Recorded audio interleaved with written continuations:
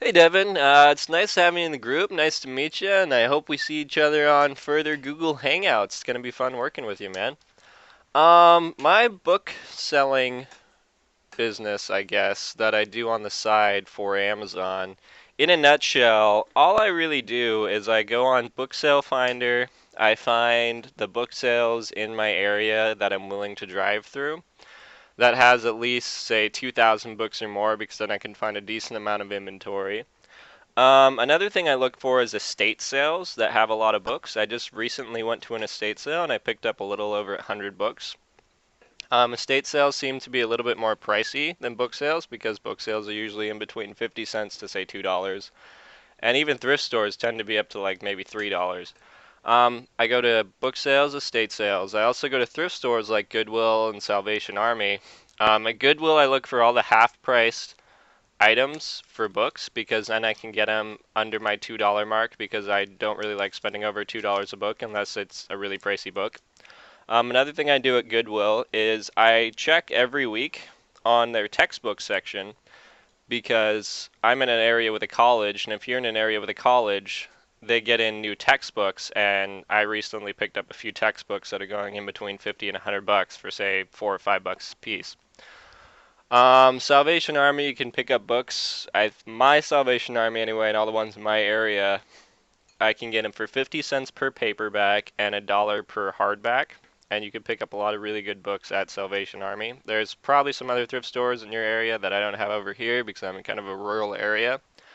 Um, Tools of the trade that I use is for iPhone, I use the ScanFob 2006 barcode scanner, which just is a Bluetooth scanner that attaches right to my phone. I have a Velcro attachment onto the scanner and the back of my phone case, so I can just attach the scanner to my phone without having to do any effort of holding two things at once, and I can scan through the books a lot quicker. I also use a program called A Seller Tool.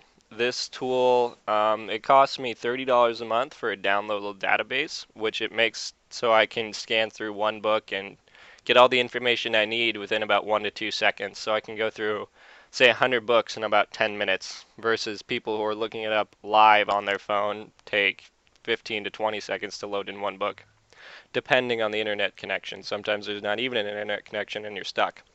That's why I use a downloadable database. I also use this program right here called Scanlister.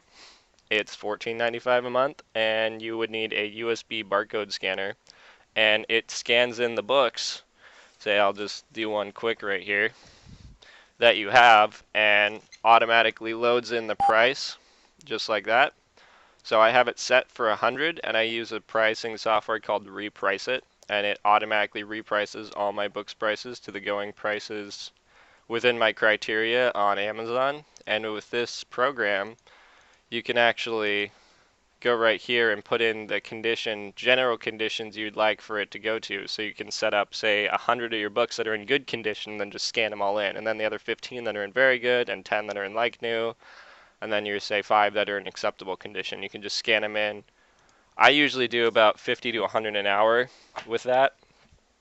Um, Boxing them up and labeling them, I buy the 14 by 14 by 14 boxes from Walmart. They're really cheap. They're like, say, 67 cents a piece or 68.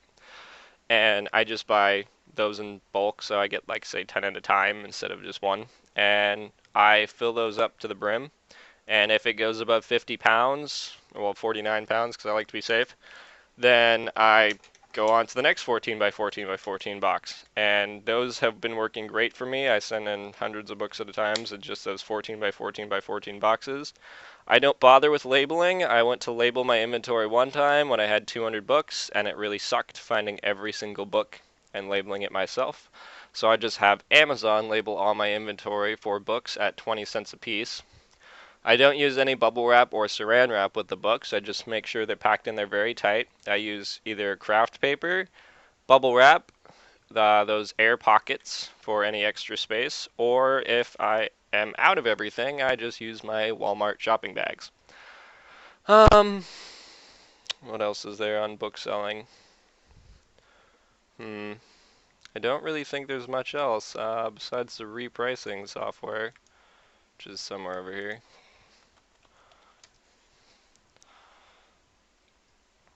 This repricing software, right? Yes, $9.95 a month to start with, and then it goes up with, I think, depending on how many you have.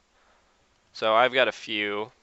I have this set up to where my prices never really go below what I set it. So if it's currently going for $14.95 to 21 U's, it's going to stay in that range with a 1 to 2 million rank, and goes all the way up to say 100 and then over 100 I have. But just to show you my initial repricing software, that when it hits inventory, it comes in and checks it, and it only competes against new and used. So it takes the price of the new and used and lowers that 100 down to an acceptable price. It excludes the just launched sellers. My minimum allowable price is $10.95, maximum is $500. So I do have a book going for 400 and something. Um, it gets the price above two people. I think I have it set to either FBA and non-FBA because it's the initial repricing to just get the price down there.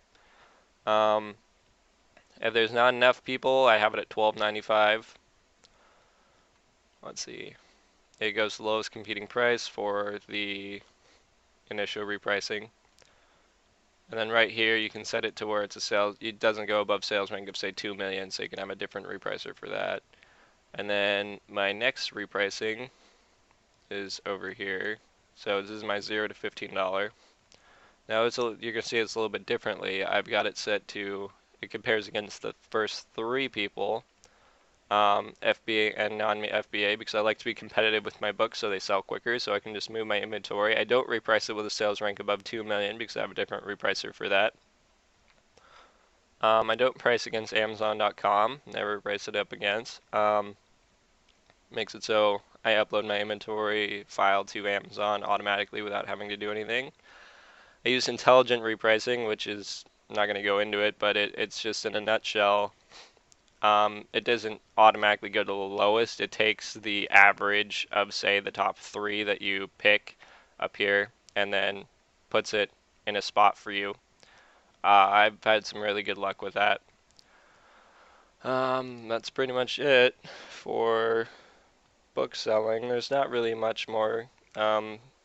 You can check your local colleges. You can check if you're really wanting to get into it for free. You can go to your local recycling centers and call them up. But some of the books you get there, they won't be above my 1095 mark, and it's going to be a whole different model besides just FBA. You're going to want to do selling it yourself and whatnot. And I think FBA is just too good of a system to not use it. Alright, if you got any more questions on book selling, or if I didn't cover anything in this video, just let me know and I'll answer it. Alrighty, it's good to have you in the group, and I'll talk to you later.